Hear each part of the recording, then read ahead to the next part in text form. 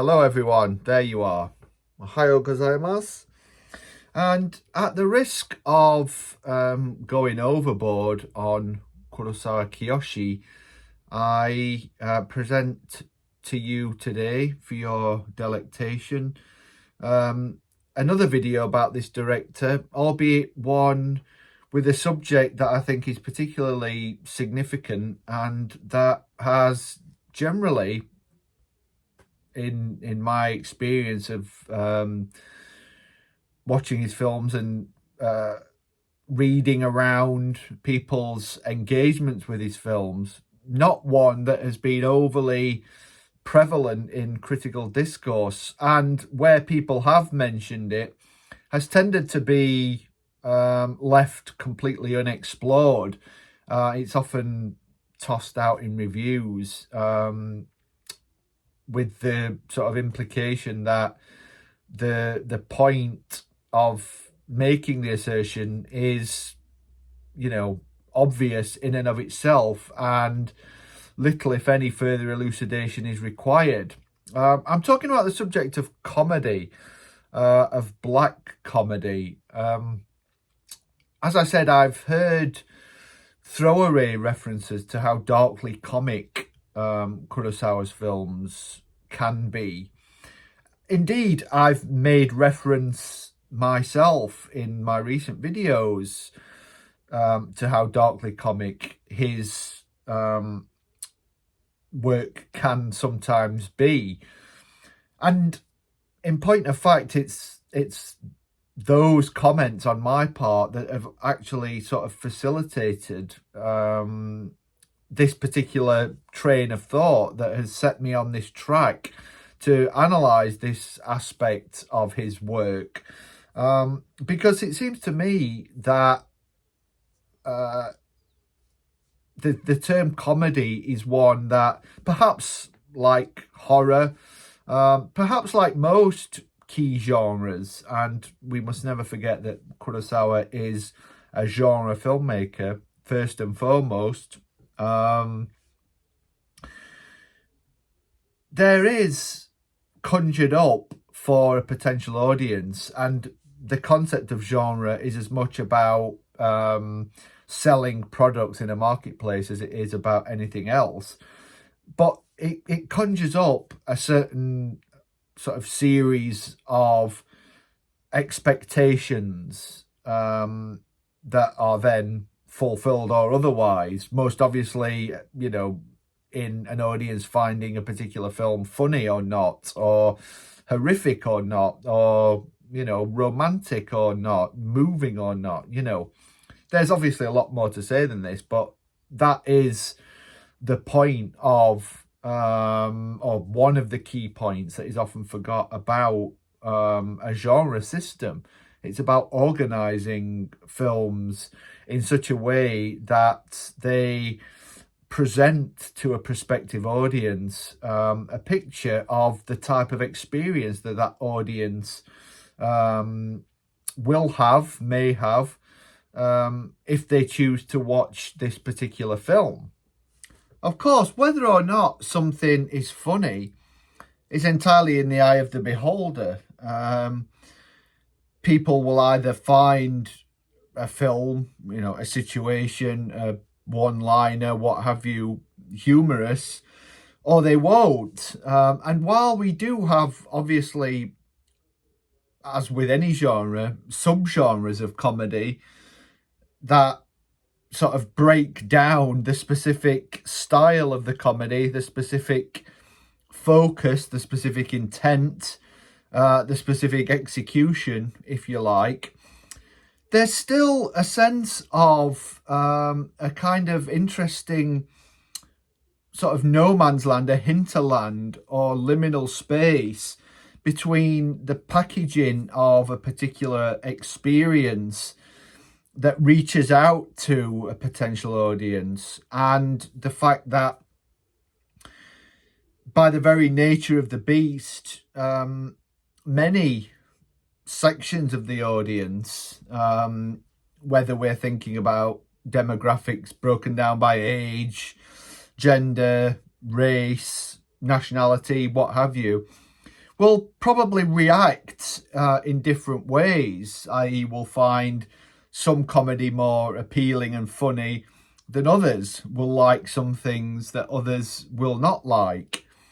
Whilst this may seem an ostensibly obvious point to make, I think nonetheless it raises some interesting questions, specifically related to Japan, where there's often been a perception and an argument that Japanese comedy, and it's problematic to talk about Japanese comedy as a sort of single homogenous entity because it isn't.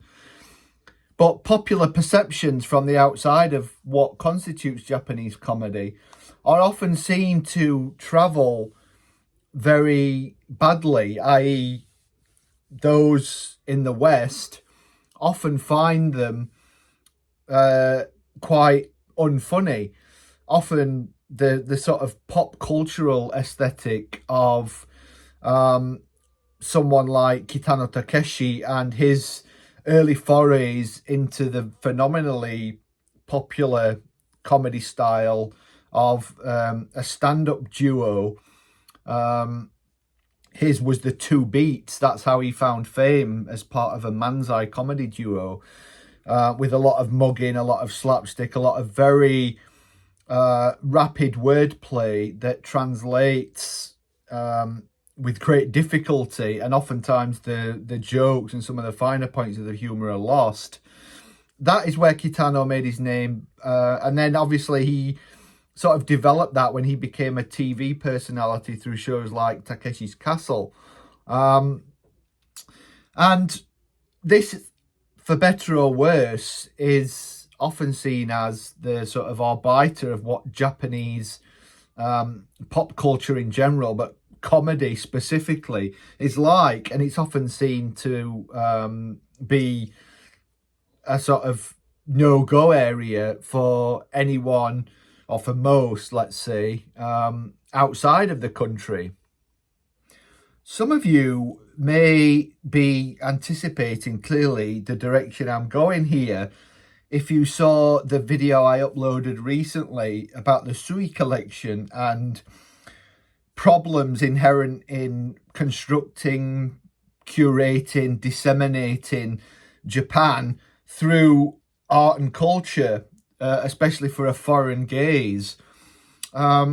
We are seeing the same kinds of tensions and problems play out here with regard to Japanese comedy.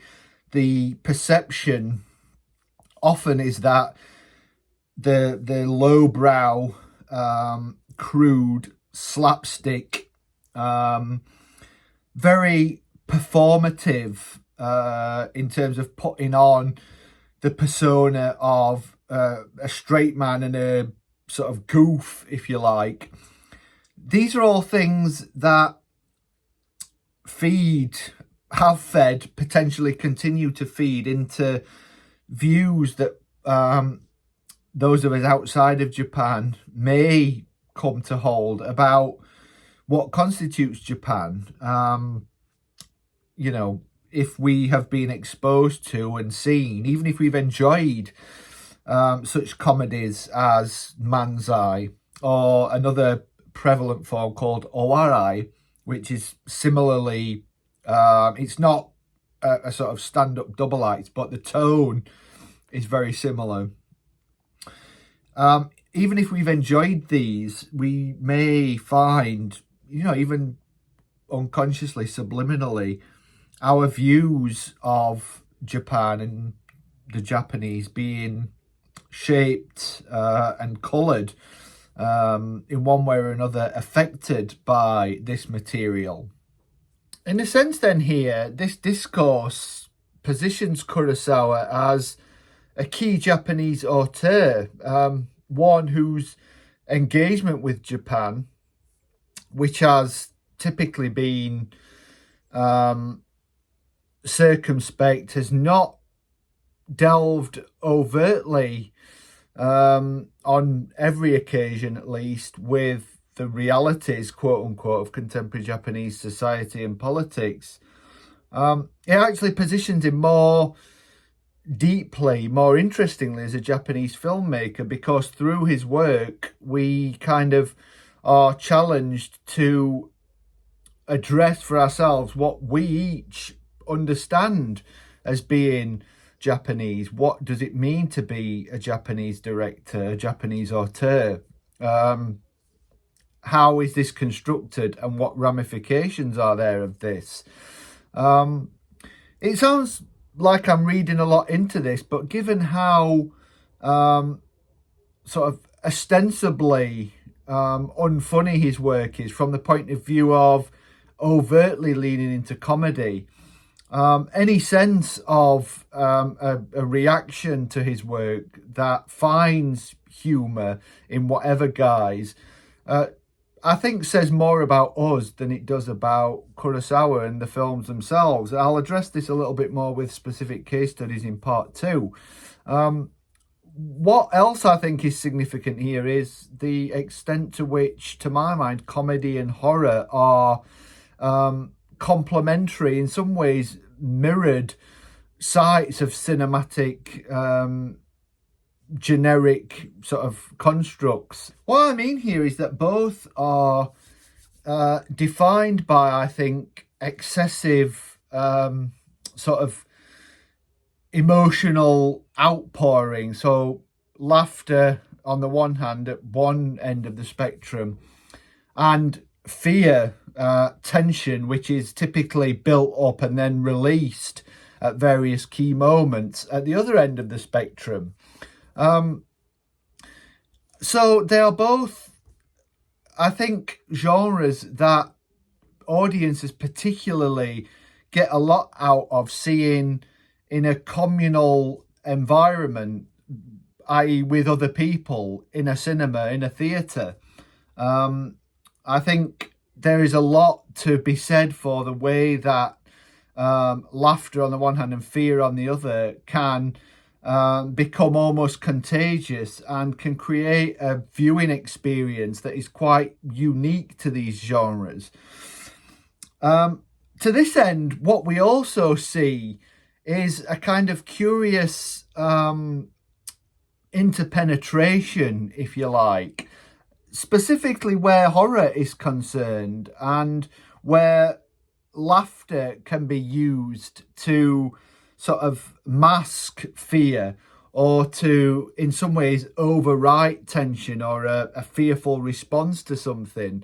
How many times have you been in a cinema watching a horror film where a sort of particularly tense moment, or usually one of the sort of jump scares that seem legion in horror films, that many horror films seem to be sort of mechanically constructed around, where the reaction has been one of laughter, where people will jump or people will be scared and immediately they will laugh at that.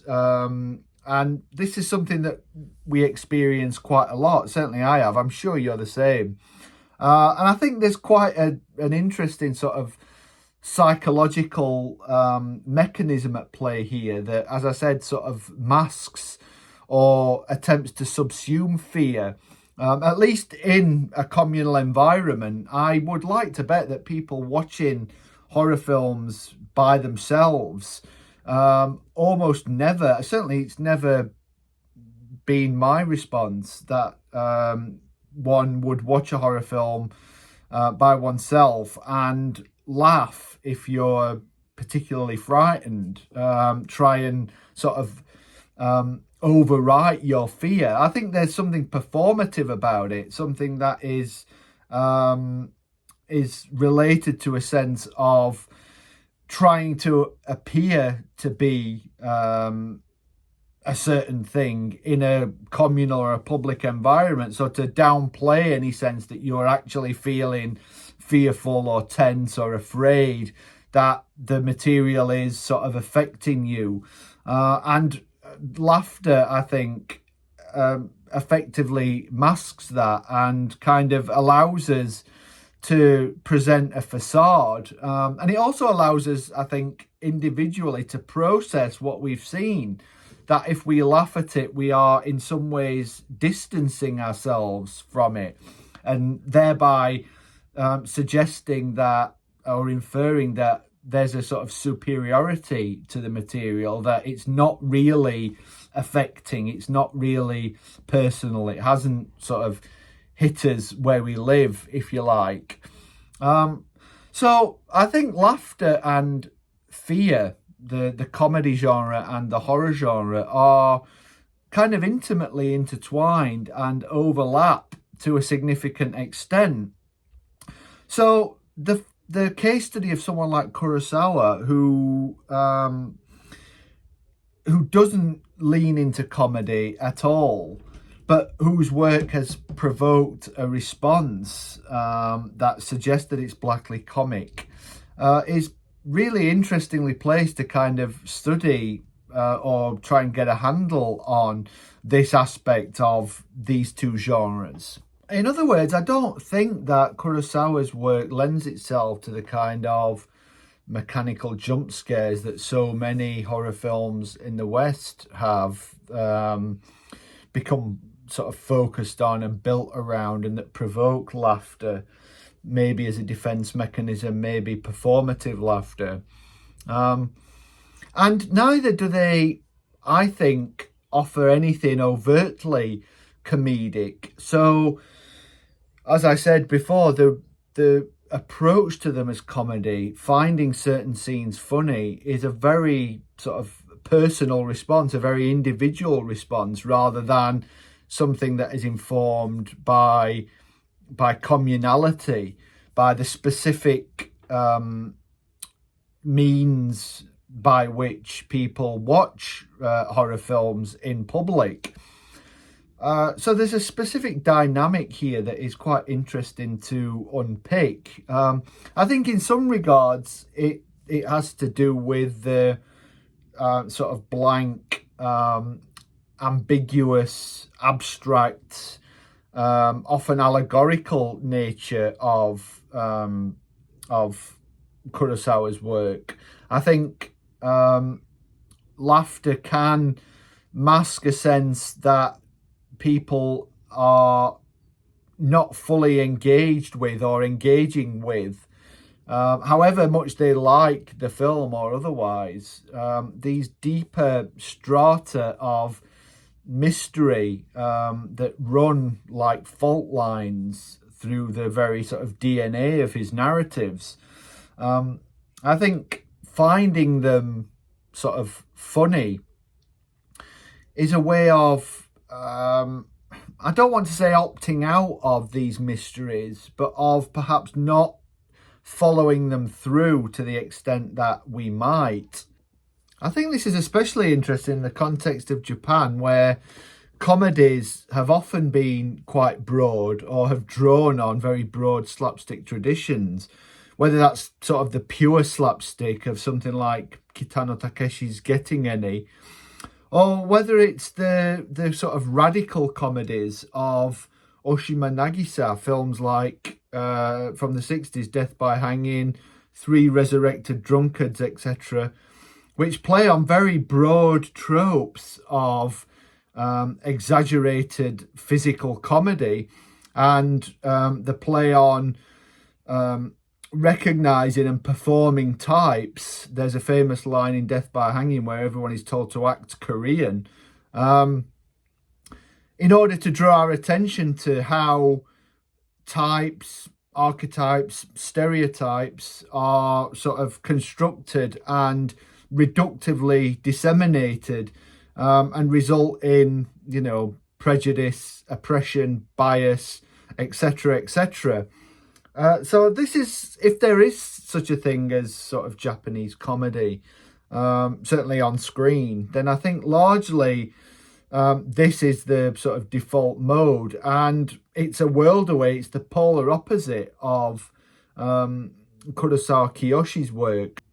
So with that in mind, I'm going to use one or two case studies from Kurosawa's films in order to explore something of this idea, this discourse, and ultimately to ask, does a film have to be overtly comedic and humorous? That is, does it have to seek laughter to facilitate or elicit laughter in order for it to be considered a comedy?